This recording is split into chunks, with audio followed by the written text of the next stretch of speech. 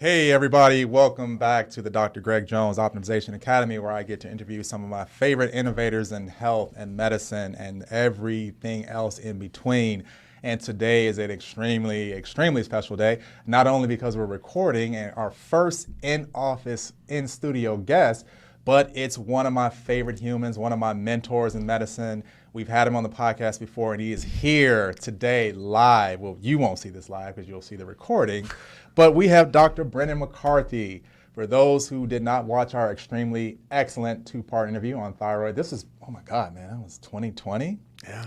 There was some things going on in the world that didn't allow us to do this in person. I don't know where you were at that time, but unforgettable. But here we are live. So for those that don't know, Dr. McCarthy is a naturopathic doctor like myself. Again, one of my mentors. He is the owner and founder and lead doctor at Protea Medical Center in Chandler. You guys are still in Chandler, right? For a little bit longer. Oh, moving. A little bit longer. Moving on up.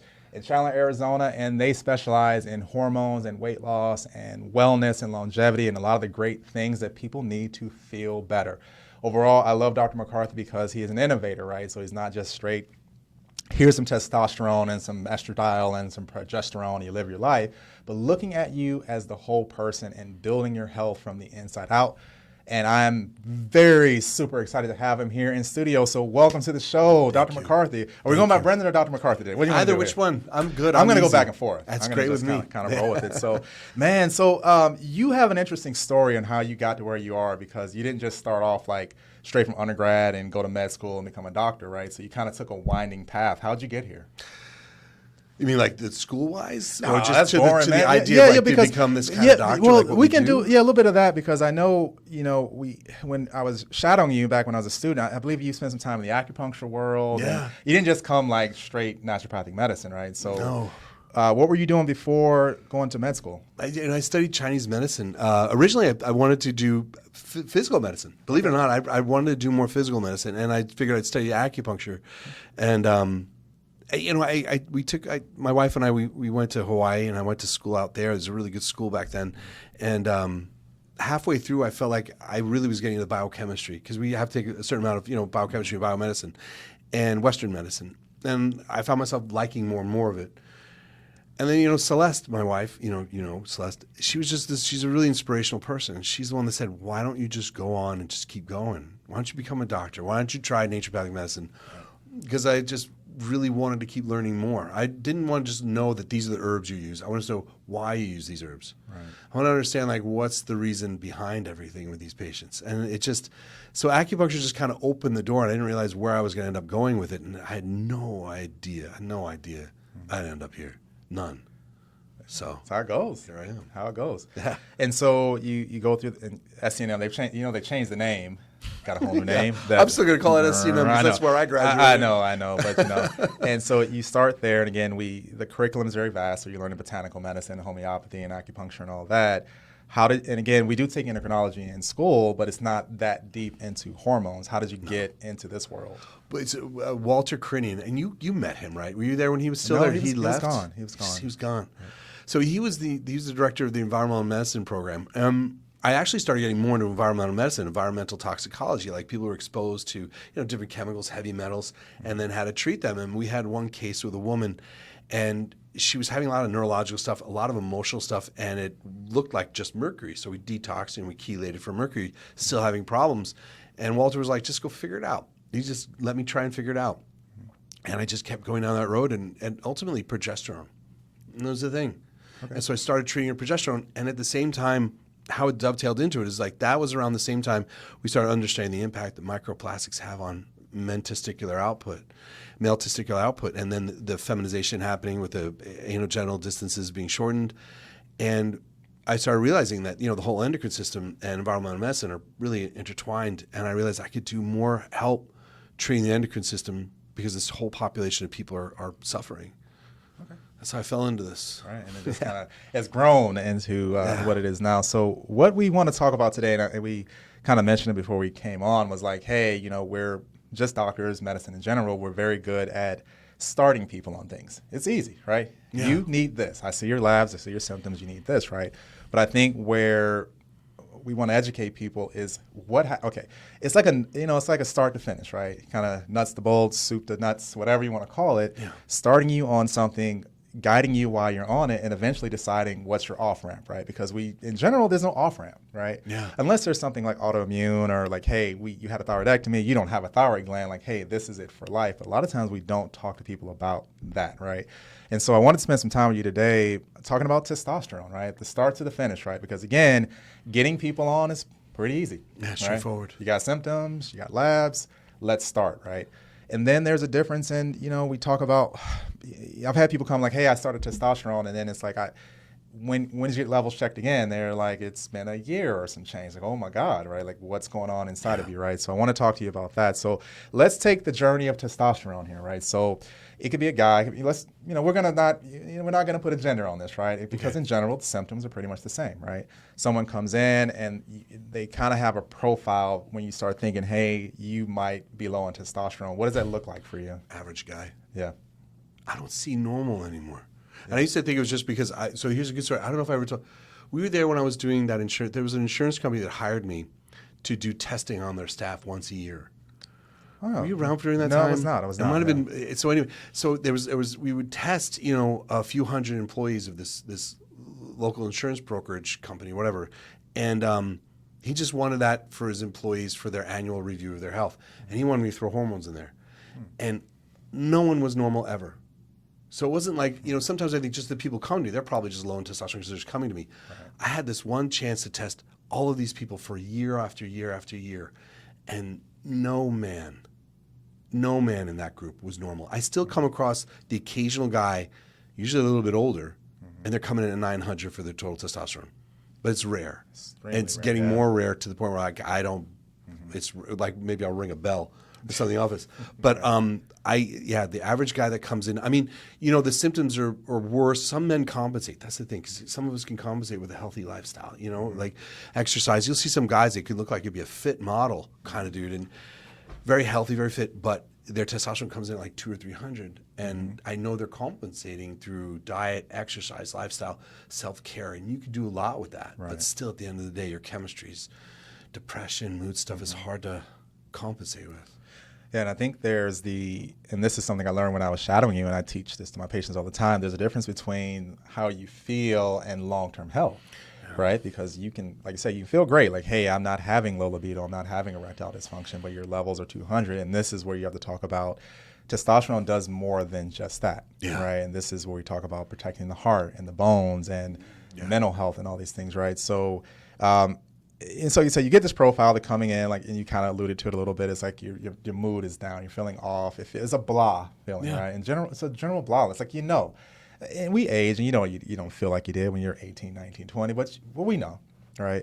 And so let's just say I'm that person. I come in like I'm tired, I'm fatigued, I got some libido issues, I'm not motivated, my confidence is down, and so now it comes to like, all right, we want to look at this, right? So besides looking at, and this is what happens, they go to their PCP. It usually starts like this. They go to their PCP. I was wondering if you'd bring this up. Or you go to your PCP. And your PCP runs your testosterone only, nothing else, just your testosterone. And they're like, hey, wow, you're 450. You're normal. Get out of here. You're great. Right?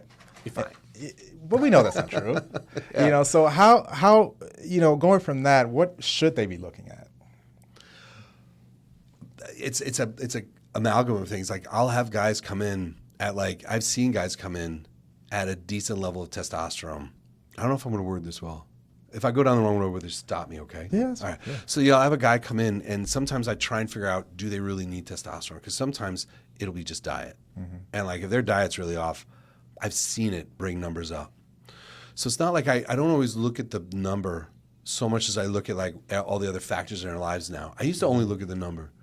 And then I kind of over time have learned to just see everything about the guy in front of me, what's the rest of his life look like? Because why I get like this is if I give a guy who has just a garbage lifestyle, just no self-care, no sleep, poor diet, poor everything across the board, and I just start throwing testosterone, he'll feel better.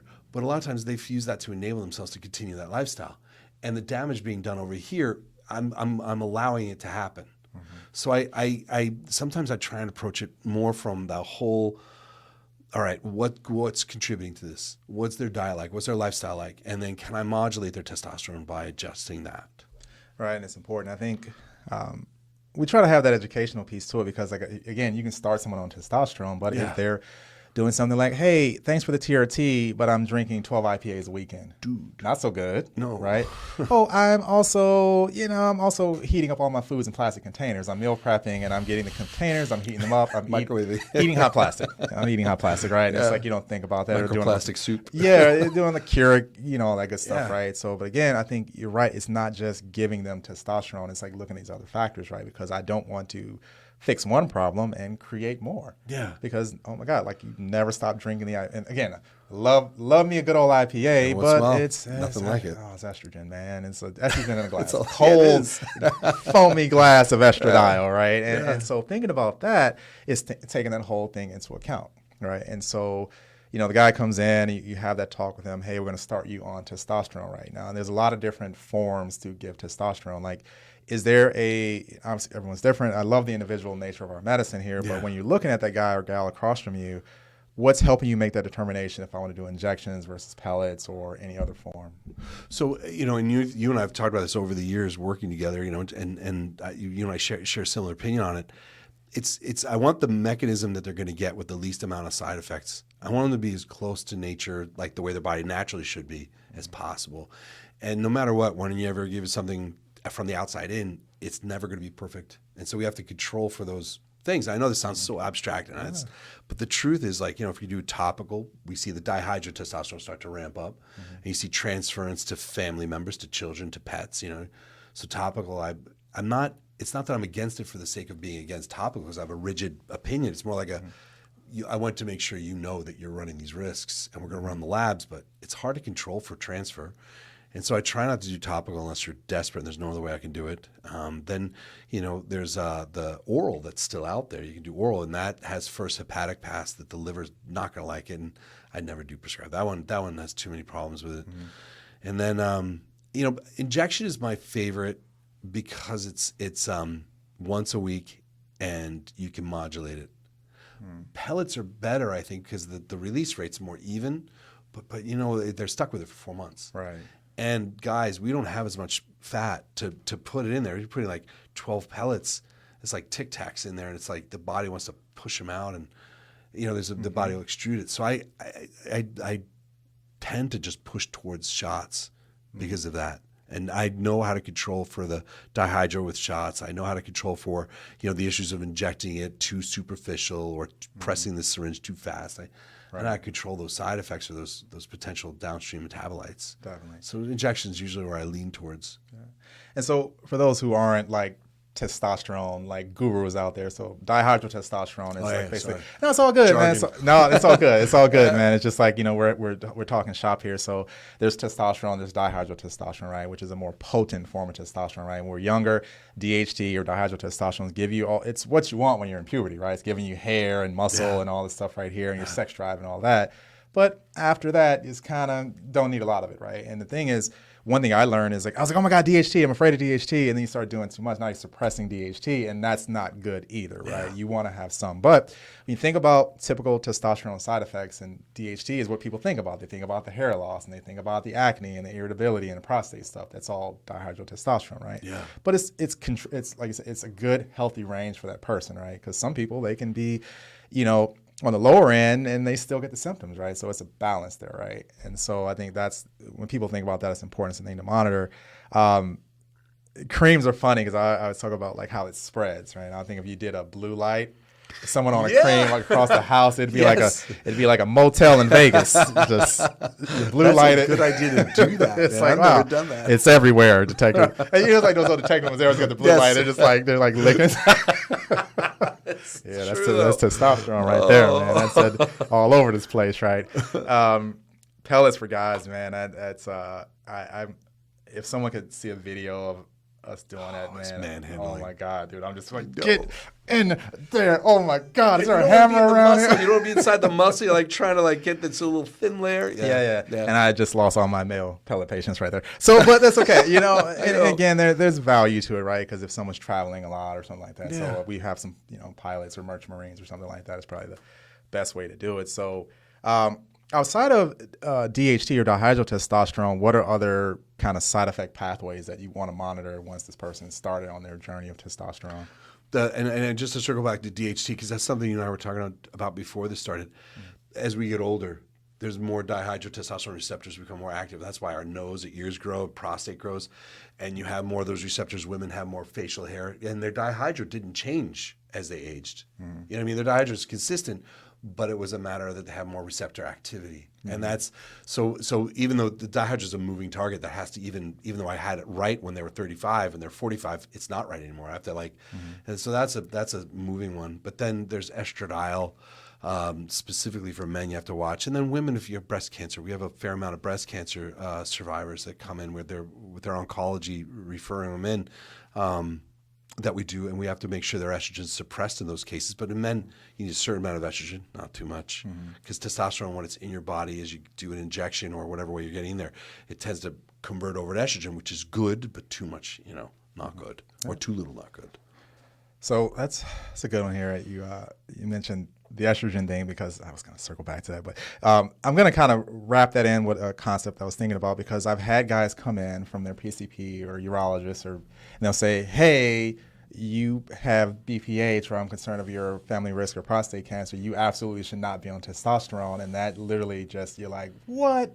Because, the reality is that we have to explain that testosterone does not cause prostate cancer. It absolutely does not, right? But there's the but comma, right? But obviously I can't have you with a DHT of 200 if you have this issue, right? Because that can worsen it, right? Yeah. There's a book, and I can't remember if I got it. If you told me about it, it's the new testosterone. It's not the new testosterone Bible. It's like treating prostate cancer and breast cancer with testosterone, right? Was it Dr. Abraham Morgan Taylor? I think it is, yeah. And he talks about how estrogen drives those cancer cells, right? It's the E2, and it's an interesting read on that, how it talks about how estrogen, actually those estrogen receptors in the prostate actually can proliferate and make those prostate cancer cells immortal because they can't be destroyed, right? So I guess when someone comes in and they say, hey, I'm at risk of prostate cancer, they're telling me not to do testosterone, kind of how do you address that? One, I usually refer them to a different urologist or even an oncologist, because I have a good relationship with a couple of oncologists, and that's been disproven. Oh, yeah. And so I want to make sure that whenever we do it, I'd never want to go in and say, okay, let's do testosterone with someone whose urologist or anyone else has told them not to. I don't want to do that, because I don't want to have that I want them to make sure they have a clean bill of health from their other care provider. I like to have, as little controversy or arguments between us. And then, with the patient, if they have that prostate cancer risk, we always, running PSA all the time, dihydrotestosterone, but always watching estrogen, because you do need some, but you're right. And I think microplastics really has caused this because of the estrogen effectiveness of estrogen effect of microplastics. I think that plays a role in prostate cancer. And so I know it does. And so by having those patients controlling their estrogen, controlling their testosterone, I think that you're in a good place personally, But again, I work with each patient individually when we do it. Yeah, that's important, super important, because again, it's just avoiding the bad side of it, right? And the other thing. Now, another thing where people talk about, and I'm sure you guys get it as well, is, hey, I still want to have kids, right? And so they'll say they read on the internet that testosterone makes you infertile. I'm like, buddy, this is not birth control. I made a horrible mistake with that early on in my career. Not horrible, but I made a mistake. I had a patient, and we were doing testosterone replacement therapy, and I mentioned in the beginning how testosterone it's not like birth control, but it has a similar effect in men, because it will suppress, even though your normal levels, it'll still suppress. And we went from there. And then years went by, and I wasn't, the reason why I'm frustrated by myself with this is that he didn't remember that. And so it doesn't matter how many times I told him at the beginning, he didn't remember that. And I should have asked this every year. Any guy you're doing testosterone with who's in the age of reproductive age, you should be bringing up at every appointment, what are your fertility plans? Where are you with fertility? Because I didn't know in the background, he and his wife were trying to get pregnant. And then she went down this whole rabbit hole of her own fertility, it affected her self-esteem. He was frustrated. And, he's right. I brought it up in the very beginning, but I did not long-term keep asking. So when it comes to men, with testosterone and they want to conceive, it will come back. I mean, Arnold Schwarzenegger has a wonderful son, and I mean that guy used more testosterone than anybody. Right. Yeah. So it's not. Yeah, it's not permanent, but it takes a little while for it to come back. Sometimes you can make it come back sooner. There's certain tools we can use, but yeah, it's about making sure I keep that line of communication open all the time with these guys. Yeah, and again, I've had a few guys actually. They're like, "Hey, we're pregnant," and they were on testosterone. Like, wow, Surprise. It LH, still happens. look at that LH and FSH of 0, and you still, you got some, you got some commandos. They're like, you will not suppress me. I will. No, I am getting to you the are next meant to be a father. That's right. You cannot stop this. No testosterone will hold me back. Yeah, and and again, there are tools with HCG and clomiphene and clomid and all this. There's a lot of tools I've used out clomid there. with great success. Right. Yeah. And so there's tools to do where you just can't. But again, it's that conversation. Like, what are your plans, right? And then it's like, hey, maybe it's 6 months, maybe it's a year, maybe it's 2 years, and having that conversation and how to adjust it, right? Because the thing is, you don't want them feeling like crap. It's like, hey, you want to get pregnant. You're off the testosterone. Now you don't even want to do it because that too. So it's a middle ground, right? It's a happy medium. So, and then let's kind of transition to, you've addressed all the potential side effects. They're feeling great, right? And so now they get to a point where you're running labs on them, and it becomes, and we've seen this, it becomes a number chase in some cases, right? Where it's like, hey, I'm at 750 total and 18 for free. I feel great, but my buddy's at 1250 and 35.3, so I feel like I need more testosterone. I get right? that. Yeah, I get that. So how do you kind of address that with these guys? It's the same as you. I always want to make sure I'm watching all the downstream metabolites, the dihydrotestosterone, the estradiol, red blood cell count, making sure that's this. But this is, and I don't know if I do this well. I want to do this part well. Some men are made more, their bodies are more that type that's meant to have that. And I use this, it's a dumb example, but I use Harrison Ford and Mark Hamill as examples. Okay. You got Luke Skywalker. Anyway, Harrison Ford's bone structure, everything, he had a lot of androgen exposure in utero to make his face look like that. Okay. You know what I mean? He had those years in the womb, months in the womb, and then his first year of life, he had a lot of androgen exposure to help develop that. And Mark Hamill did not have as much. That doesn't make Mark Hamill less of a man. But there's going to be guys that are their best selves at 790 who would feel weird at 1200. And there are guys at 1200 who are best selves. Well, that's a little high still, but still, let's say 1100, they're 1100, that's their best selves, and they would feel terrible at 700. And it's a weird thing, but I always try and account for the bio-individuality.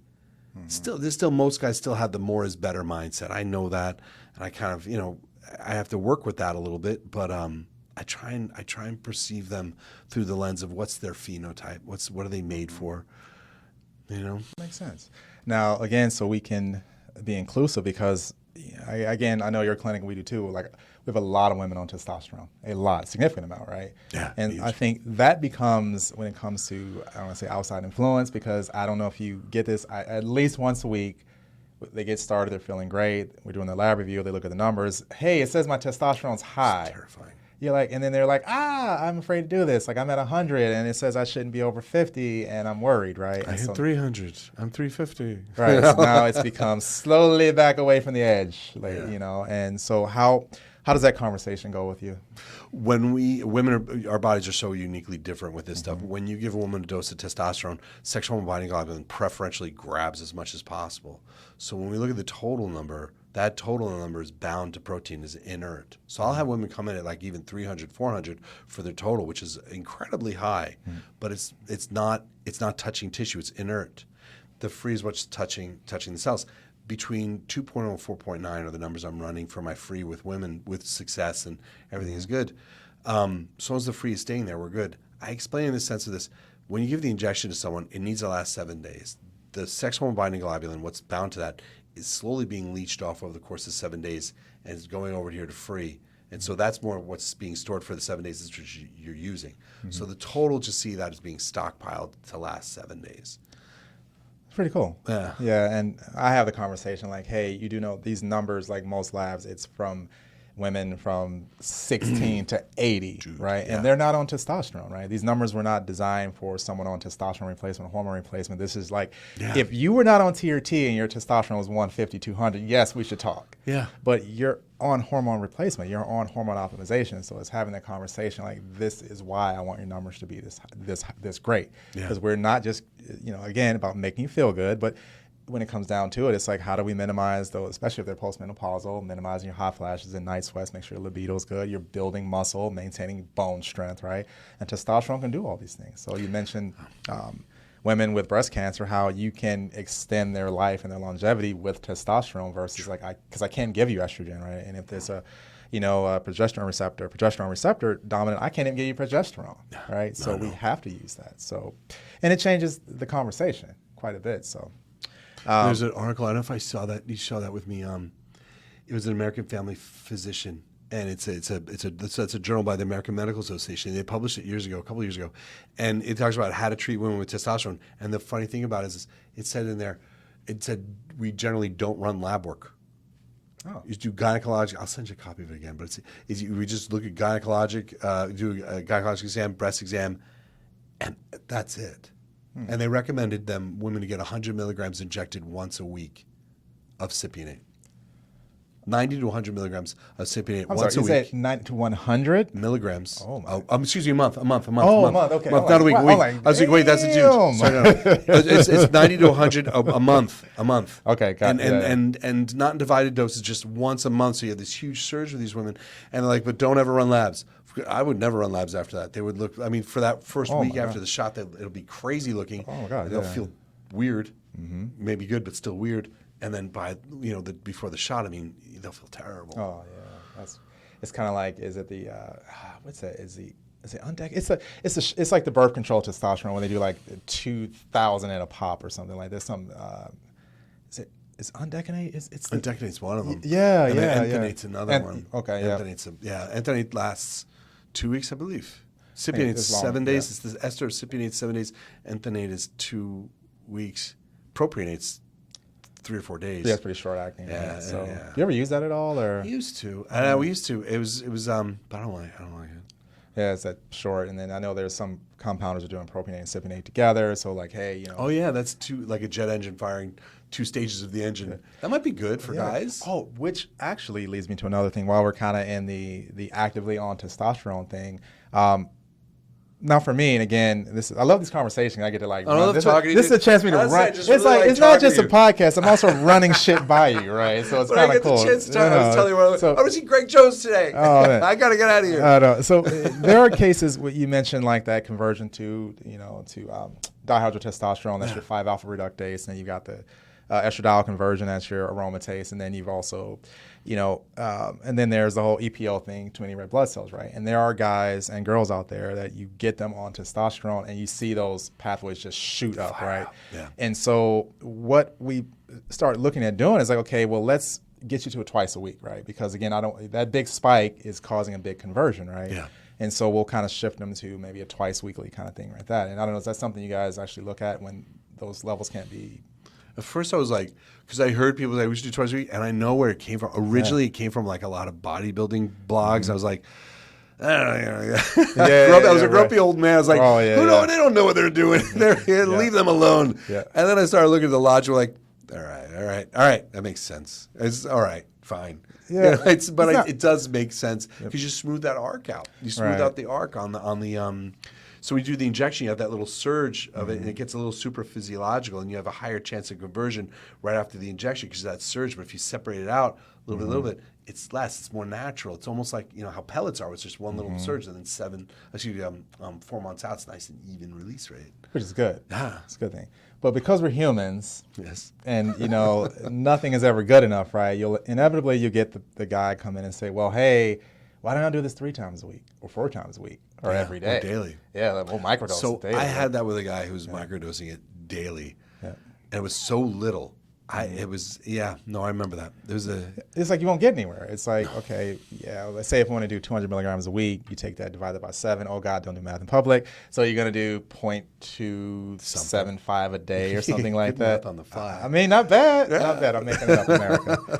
Talking to the world right now. But again, because the dose is so low, will they ever get to an optimal level? I don't even know when to test it. And then there's the other When thing, you right? test it, because the curve, yeah. I'm used to testing 4 days after an injection. I mean, that's my thing, though. It's like I try and look at what the research is always. Like, what do the research shows? What's being done in the literature, like with testing and monitoring it, and what's the American Academy of Clinical Endocrinologists advocating for monitoring this? So I stick with the blood draw 4 days after your 4th injection of cypionate, or 4 days after your 24th injection of cypionate. But if they're doing it twice a week, it's like, okay, where am I going to find the average on that one? Is it like 2 days after, a day and a half after the shot? So that's how we struggle with that a little. Makes it hard, and then there's, okay, what if you do consistent days, right? Okay, you're going to do Monday, Thursday, right? And it's like, okay, I know that you're going to short it somewhere because there's only 7 days in a week, right? Yes. So, but then there's the whole, if you say do it every 4 days, now you're trusting people to not screw up the calendar. So it's really just a balance and finding what works and make sure their levels are under control. They feel good, they feel great. And then you get the guys like, oh man, I feel great day 1 through 3, day 4 or 5, I'm crashing. Yeah, split the dose. And there's another option for them there, right? So it's so many ways to do it, and that's what I like about this is there is no gospel of testosterone. Like, thou shalt do this every 7 days, or you shall do this, right?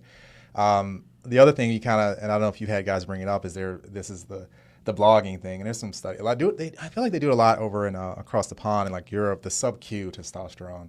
Have you ever looked into that? We at had all? Michelle and I we butt heads over this for years, and I was like, sub-Q isn't as good. Sub-Q's this. She's like, sub-Q's better. We had this issue at the clinic of short needles versus long needles. So I hope she watches this. So it's this whole thing: short needles, long needles, and patients would be getting their package, and they'd be getting, they go home with it, and they find that these short needles, like, what are these little short needles for? Where's the needle I'm supposed to inject into my muscle? What's going on here? And there was this whole big thing, and I was like, but anyway, what it boils down to is, again, I'm a grumpy old guy. I feel like I'm getting crusty. Like, even today, I'm talking about, like, what are you doing? Why are you taking it twice a week, kid? It was once a week was good for me. It's good for you. It's like your granddad once a week. Why are you trying to do twice a week? Michelle's younger, man. So Michelle's like, yeah. sub-Q. So I was like, all right. So I did a literature review, and yeah, sub-Q is just as good. There's no change in the kinetics. There's no change in the release rate. The ester still maintains it being 7 days for cypionate, and there's nothing wrong with doing sub-Q. I think where I go with it is if you ever get a guy and you're throwing a CC into him sub-Q, it's like it's too much. And I worry about it creating that superficial necrotic. And that's the reason I try not to do it sub-Q. Just I worry about that. It's like, is it necrotic, fibrotic? I can't remember. Like, I was reading it somewhere. It's like it'll change. I've seen it happen. It'll change the structure there. Yeah. I've seen that happen with someone. His wife was injecting it, but she was barely putting the needle in. It was very superficial. She was making blebs of testosterone in the guy. And so what happens is that oil was there, and all the skin above it, there's no circulation getting to it because the oil was blocking it, basically. The oil was occluding it. So the surface of the skin, this area, just basically eroded. Oh, man, and just, there's an ulceration. So that's superficial injections that are of a certain volume. You run the risk of it ulcerating. Yep. So, I mean, that's the one thing, but I'm not going with. I have not had it. Yeah. Not had that in clinic yet. So, we're good. That's how it goes. Yeah, I won't. I try not to do it. I try to talk them off the ledge. Like, nah, just do them all, so you'll be fine. You'll be good. You'll be fine. Yeah, so be happy. So now this is kind of cool. This is my best part. My favorite part of this. I've been waiting on this. Is like, so now let's just say you start a guy, 40 years old, for the sake of conversation, right? They're 40 years old. They start testosterone. Life's good. Life's great. And now 30 years later, I'm 70 years old, and it's just like, they come to you like, hey man, like, it's been 30 years. I've done 1,500 injections. I'm tired, man. I know you brought this up earlier. Yeah. I've been thinking about it ever since you brought it up. Dude, I'm tired, man. So what do we do about this, man? Because and now we have to talk about why you're on testosterone long term. But it's like, dude, I'm tired of injecting, and it's starting to hurt because I don't have as much muscle there anymore. So how do you transition them, man? Like, what's the next phase? What's the sunset of testosterone? When you said that, I thought about one case, a guy who came in, and this was in the middle of COVID, and he was this inspiring guy. He was 81 years old. Mm-hmm. And self-made. Guy's a plumber, right? Built his whole thing up, and he retired. He has a beautiful family. I see his daughter. That's how I got to know this guy. And you know what he would do for fun? It was a drag race. He had one of those like little things you climb inside of it and go down this straight with a parachute out the back. He's a trip. He's who you want to be when you're 81. It's like, and I look at him. His wife was with him. Beautiful people. And he goes, every time I go to a doctor and I want to have them look at my testosterone, they say, no, you're too old. And I kept thinking, you know, it's like, and I remember seeing him and I talked to him, and I was like, there's no expiration date up here. No one has an expiration. We don't know. We don't know when we're going to leave. Right. We don't know when the end point is. And so, I would say, I personally do not believe. I know there's no literature out there, nothing out there that says that a bioidentical like testosterone, synthetics you should stop. You can't do that long term. But a natural hormone, there's no reason for you to stop it medically, scientifically. When a person has like, I want to taper on this and see how I feel without it, I just make sure they understand the mental, emotional parts that are going to come back that they forgot about. And I go over all that, and then we taper. But the other thing I talk about, and I know you're the same way with this, I love how you and I are really similar with this. You and I know testosterone is not just erections and muscle, and you know, it's also what's going on with your cholesterol. What's going on with your blood sugar? I mean, if you get your diabetics on testosterone, man, their insulin, their blood sugar, it's so helpful for that. Such a big deal. So I was just like, okay, these are risks that are going to start coming up now that your testosterone is going to go back down to 200, 300, that you and I want to monitor. And as long as we're off testosterone, let's make sure we're doing everything to keep your cholesterol good. Let's make sure we're doing everything we can to make sure your blood sugar stays good. So I really work hard at like managing all the things that go wrong with low testosterone. And I want to be a good doctor on that. And then, so when we bring them on off of testosterone, we do it very slowly. And long-term, we monitor those risk factors that come along with being low in testosterone. Right. That's been my approach. Okay. Yeah, man, I don't know if I've been doing it long enough. I have not had anyone at this point where it's like, hey, I'm ready to kind of, and you know, and when that time comes, I want to make sure they're educated and say, hey, and this goes back to reviewing why we're doing this in the first place, like decreasing the risk of dementia and Alzheimer's and heart disease and high blood pressure and diabetes and depression and all these different things, right? So there may be a point where like it goes back to, okay, you have more DHT receptors, but okay, if the needles aren't a thing, maybe we do a cream for you just to keep you healthy and extend your longevity, right? So there's a lot of conversations there. And then there's, man, go on and on. There's certain docs out there, they're like, I should never inject and you only do topical, right? It's just so many opinions out there, right? So it's doing what's right and what's best for the patient, right? But I think it's like you and I talk about this, it's not being against topical for the sake of being against. It's not being against anything for the sake of it. It's more like, I know what this does. I know the downstream metabolites, and I promise you I will run your labs. I'm responsible to be your guy in this. And because we're that voice of reason out here to make sure they're taken care of. I think what you and I do that's really good, and it's one of the things I love working, you know, in the same area as you do, and we're adjacent with each other in clinic and the clinics that are similar, is that it's not so much of like a, you know, some people get very militant. It has to be this way. There's no other way. Oh, everyone has to do pellets. Everyone has to do it. It's more like, we're going to do what's going to be best for you. And we're going to run your labs and make sure you don't get hurt. Right. Because I see my patients the way you do. It's like, they're going to be with me the rest of my life and the rest of their lives. I don't want to be that kind of doctor that like 30 years from now, they're like, they took good care of me. Right. You know what I mean? They watched all these downstream metabolites. They knew my dihydrotestosterone was where it was. They helped me keep it where it should be, you know? And it's not just taking care of them. And I was thinking about this the other day, and I think that when it comes to, man, you know, I think about like the best feeling for me as a doc is when you have someone and you've been managing their hormones or their weight or their peptides, whatever, and next thing you know, their wife is there or their cousin's there or their best friend is there, right? And that's when it's like, okay, I'm doing something right, you know, because no one's going to send their family to you if you are not doing right by them. It's like, man, this doc sucks, but you should go see him. You know, we don't have anyone else. Because you love your family. Your family's your treasure. When someone sends you their kids. Oh, man, dude, I know. Or their wife and kids, that's when you know you've arrived, that they really believe in you. Yeah, exactly, because it's just like, you know, that's no better endorsement than that. Yeah. So I do appreciate that, man. That's one of the things when I was shadowing you, I would see a lot of that. It's like, oh, remember this guy? That's his wife, and that's his grandmother. And I'm like, oh, man, that's where I want to be. So we're getting there, man, slowly but surely. So. It looks amazing, James. Oh, man, thank you.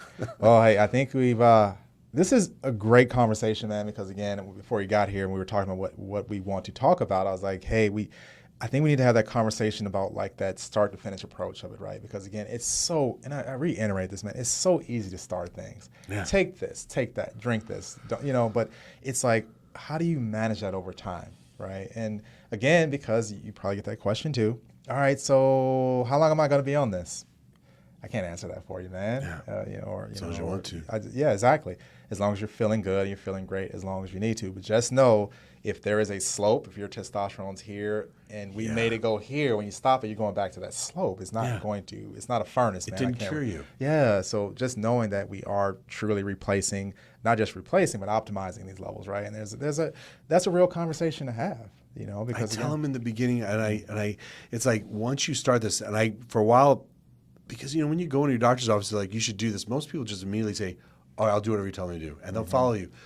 But I was like, once you start this, I want you to know, chances are you never will stop. I always want to warn them that, because I was like, I don't want you to not know what you're getting into, because you won't feel the same. Right. Your body will be different, your brain is different, your mood is different.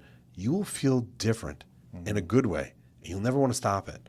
So just be aware that you're signing on to something right now that could end up being lifelong. Right. Because it is they that decide good. to stop, then just say, hey, we may have to do something more natural. But, again, we talk, it's a whole other branch of conversation. We can talk the natural route. I may raise you a couple hundred points, but if you're 300, I ain't getting you to 1,000 with a couple hundred points. Tribulus. 100 points is horny goat weed. That stuff. That's the other one. They're all out there, man. Yeah, man, there's a bunch of stuff out there. I know Tribulus, horny goat weed. DHEA is effective, right? DHEA, yes, because you get more free testosterone. You can roll with but DHEA, there's there's some Chinese herbs. I remember I just read a thing about that people are all into, and they just never work. And the only reason why people say anything about it is because they're selling it. The only people who say it works is the ones who are selling it. It's also true. And they don't run labs. You can't prove. Yeah, there's these Testosterone. Heard of that? No. Oh, man, you gotta look it up, man. It's on Amazon. Everything's on Amazon. But there's another one. Steve Jobs, stop it. You're ruining it. So Testosterone. See, we're about to go. We're about to tangent, man. We got to cut this off. I'm about to go. It's about to go deep in here. So Testosterone is this plant-based steroid, right? And it's not banned in competition yet. And I was at the peptide conference, and there was a great doc, Jamie Milero. I believe he's in Portugal, and he was like, "Hey, have you heard of this?" Right? And I'm like, "Nah, I never heard of it, man." And it's not banned in competition, but apparently it improves like performance and all this other stuff right here. And it basically it can bind to these androgen receptors without actually raising testosterone and causing all these effects. And he's like, eventually it may get banned, right? Yeah, it will. I bet you. Yeah, it's a matter of time. Oh, exactly. Maybe after this podcast. Thanks, Dr. Jones, for the Portuguese rowing team. But again, do they have a rowing team? it's rowing bobsled. I don't know, man. It's one of those teams, right?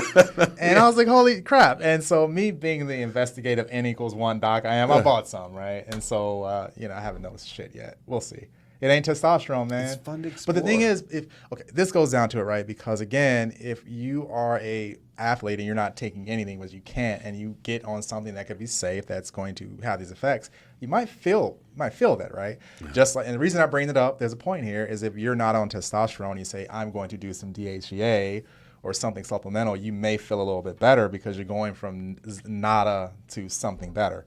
But is it going to get you to those optimal levels where you're talking long-term health?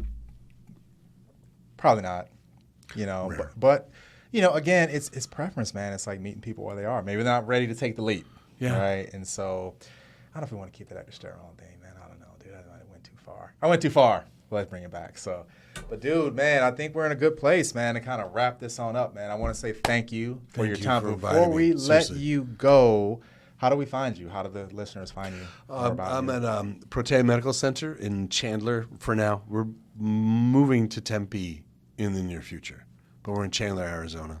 All right. You just look up Protea. Okay. Yeah. Excellent. And you guys are on Instagram and Facebook and all that good stuff. Mostly, it's just I'm trying to be careful of growth.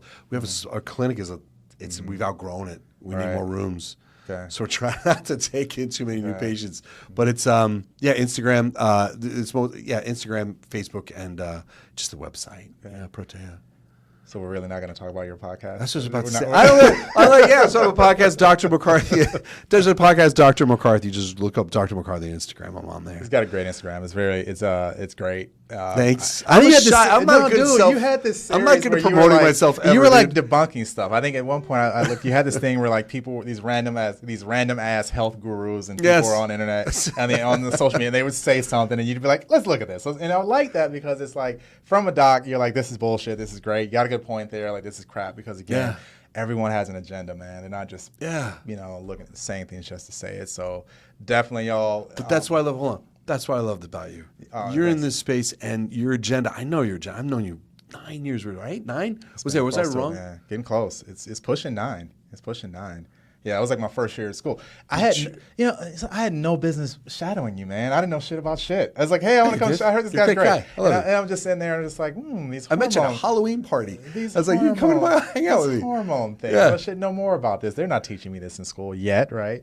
And so, but again, I was grateful for that, man, because I always I sponged, man. I was in there just like I didn't know exactly what you were talking about, but I watched the flow, and it really set a foundation, man. It's like there's certain docs out there, man. You're one of them where I feel like a lot of who I am as a doctor is a derivative of that, right? So it's like, hey, I just took that, and it's like, how do I incorporate that into what I'm doing? So, man, I'm eternally grateful for that because, thank you. Dude, as a doc now, it's hard having students in here, man. Like, dude, you're working, you got to flow, and it's just like, and you want to teach them, you want to impress upon them good habits, but you're trying to run your business and trying to grind, especially how much you've built in this place. Yeah, man, it's just like you got some staring at you with those googly, those doe eyes because they haven't been broken by life in the medical profession yet. Like, you don't want to hurt them. I learn everything. I'm like, it ain't that.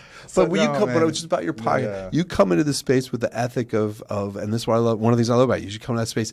It's not about trying to be like that health guru or that guy trying to push a supplement or the guy trying to push a thing or anything. You're in there to help people and make people better. And that to me is that's the best reward in life. That's the best payment in life, and I love that about your pie. So it is. We also got supplements for sale in case it's not all. By the way, and they also have we also have our own supplement line. I don't think it's all free here. It's all free lunch here. But dude, I love you, man. I love seeing you. It's like, wait a minute here. We have things for sale. Well, it's not free, but it's like it's not like unethical. No, I'm totally joking, man. It's a shameless plug for our B complex that's just released a few weeks ago. I am the only way to health. It all comes through here. Yeah. It's like no other place on earth has omega-3s but us. The other's garbage. I appreciate your time, man. Yeah. Thank you so much. Yeah. And always good to see you, man. And all that good stuff. It really is. It really is. I'll be looking forward to this. And follow us on Instagram. And you're probably watching this on Instagram or YouTube or all the channels, all the Spotify's and Apple Podcasts for more. And we're looking forward to the next episode. And we will be bringing Dr. McCarthy back. Don't you worry. All right, everyone, that's it. We'll talk to you soon.